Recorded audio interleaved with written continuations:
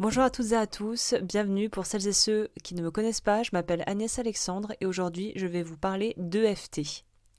Donc l'EFT en fait c'est une technique qui s'apparente un peu à ce qu'on pourrait appeler de l'acupuncture psychologique. Donc ça va être un protocole, une méthode qui va permettre de stimuler des méridiens sur le corps, donc de tapoter en fait avec les doigts plutôt que d'utiliser des aiguilles comme on le fait en acupuncture, des centres d'énergie, des méridiens dans le corps et de dire des phrases et en fait de travailler sur des sujets qui peuvent être des sujets qui nous posent problème dans notre vie ou des blocages. Et ce qui est super, c'est qu'on peut travailler à la fois sur ce qui est conscient, sur ce qui est inconscient, sur le ressenti corporel et aussi sur l'aspect aussi stress et traumatique. Donc bien sûr, pour celles et ceux qui sont un petit peu sceptiques ou réfractaires avec des approches un peu plus, on va dire, un peu moins conventionnelles, je vais le dire comme ça, je mettrai bien évidemment en barre d'informations tous les articles que j'ai pu trouver dans la presse francophone et anglophone sur les études cliniques qui ont été faites sur les bienfaits de l'EFT, notamment concernant le stress, les phobies et le stress post-traumatique. Et si vous voulez regarder et un petit peu vous informer, n'hésitez pas, je mettrai toutes les ressources disponibles en dessous dans la barre de description. Pour aller un petit peu plus loin sur mon explication principale, en fait, ce que ça va faire, l'EFT, ça va permettre de pouvoir sans se retraumatiser ou sans se mettre encore plus en difficulté qu'on ne peut l'être par rapport à une situation ou à une montée d'émotions, ça va permettre de traiter et de pouvoir en fait euh, digérer progressivement ce que l'on peut ressentir pour pouvoir apaiser le corps et la tête. Donc ça va traiter, comme je l'ai dit un peu précédemment, en parlant des études qui ont été faites cliniques sur le sujet, c'est super pour tout ce qui est stress, tout ce qui est anxiété. Il va y avoir des super effets bénéfiques sur les états dépressifs, sur les phobies, sur les blocages, les croyances limitantes, les blocages conscients, inconscients, les douleurs corporelles, notamment somatiques. Alors bien évidemment, c'est un outil qui peut s'utiliser en complément d'un accompagnement plus traditionnel et évidemment, ça ne se substitue absolument pas à un suivi médical ou psychologique, hein, mais je dirais que on voit de plus en plus et notamment dans la sphère anglo-saxonne, à savoir États-Unis et Australie, sont en fait beaucoup plus en avance que nous sur certains points au niveau en tout cas psychologie. Et il y a beaucoup plus de praticiens, de psychologues et de psychiatres qui commencent à implémenter ces techniques parce qu'elles sont hyper efficaces. Donc, pour revenir à ce que je disais et peut-être aussi vous expliquer comment est né l'EFT, en fait, le père fondateur de la première version de l'ancêtre de l'EFT, qui en anglais veut dire Emotional Freedom Technique, donc technique de libération émotionnelle, ça va être quelqu'un qui s'appelait un psychologue clinicien qui s'appelait Roger Callahan. Et en fait, ce monsieur était psychiatre, mais s'intéressait aussi à l'acupuncture. Donc pour celles et ceux qui ne sauraient pas ce que c'est l'acupuncture, c'est vrai que je ne l'ai pas mentionné au début, c'est une approche orientale, asiatique, qui nous vient de Chine. Bien sûr, on a retrouvé aussi des vestiges, notamment d'outils et de momies presque qui datent de plus de 3000 ans. On voyait qu'ils utilisaient déjà l'ancêtre de l'acupuncture, donc c'est hyper intéressant de voir que cette technique quand même ne date pas d'hier. Et donc en Chine, c'est aussi non seulement dans leur philosophie de vie, dans leur culture, mais c'est quelque chose qui va être étudié lorsque l'on fait médecine pour devenir médecin.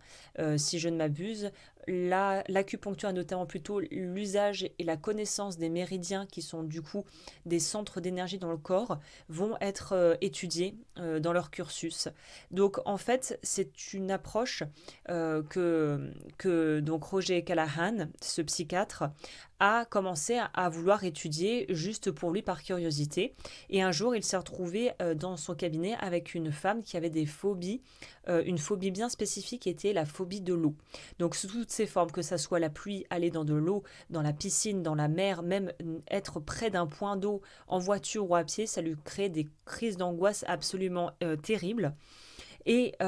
du coup, au vu de cette phobie, euh, au cours d'une séance où elle avait vraiment un ressenti physique de peur, de terreur en elle, en lien avec ce qu'elle était en train de raconter sur cette phobie, eh bien, il s'est dit pourquoi pas essayer de stimuler un méridien qui va travailler justement sur calmer la nausée. Donc, il lui a fait stimuler ce méridien avec les mains, tout simplement en pressant sur l'endroit qui était censé être le méridien pour ces problématiques de nausée et de peur et de continuer de parler de ce qu'elle était en train de vivre, de ce qu'elle ressentait. Et à son grand étonnement, eh bien, la peur a baissé, le niveau de nausée a baissé, et là il s'est dit, tiens, peut-être qu'on tient un truc. Et il a commencé à développer de plus en plus, du coup, sa recherche, en accord avec cette patiente, et ils ont réussi à venir à bout de sa phobie complètement, au bout de quelques mois, en fait, de thérapie associée et combinée avec cette approche plus d'acupuncture psychologique en allant cibler les méridiens qu'il fallait.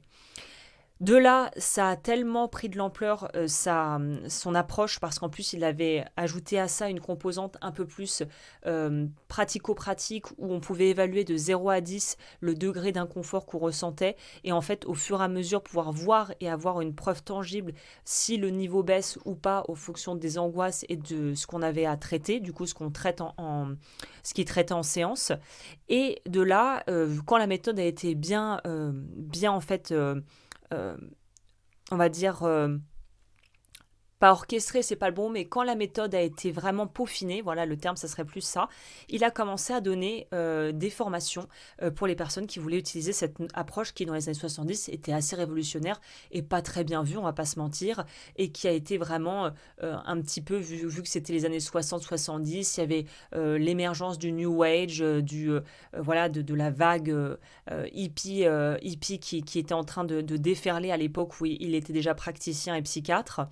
Mais il a pu commencer à former des gens, à pouvoir aussi arriver à commencer à faire les premiers tests cliniques et les premières études qui ont permis de donner de la crédibilité en fait à son travail. Et il a formé notamment quelqu'un qui s'appelle Gary Craig et qui lui a été un de ses élèves pendant plusieurs années, je crois, et qui s'est dit ok, les protocoles de Roger Callahan sont super, mais je pense qu'il y a un moyen de les simplifier et de les rendre beaucoup plus accessibles au commun des mortels en fait. Parce qu'en fait, en TFT, donc qui est l'ancêtre de l'EFT, Thought Field Therapy, il y avait beaucoup plus d'algorithmes, ça s'appelle. Alors à l'époque, c'était pas les ordinateurs, mais c'était en fait des successions de protocoles avec des points bien particuliers à cibler sur le corps, avec des phrases à dire, avec une respiration en plus à mettre. Et en fait, c'était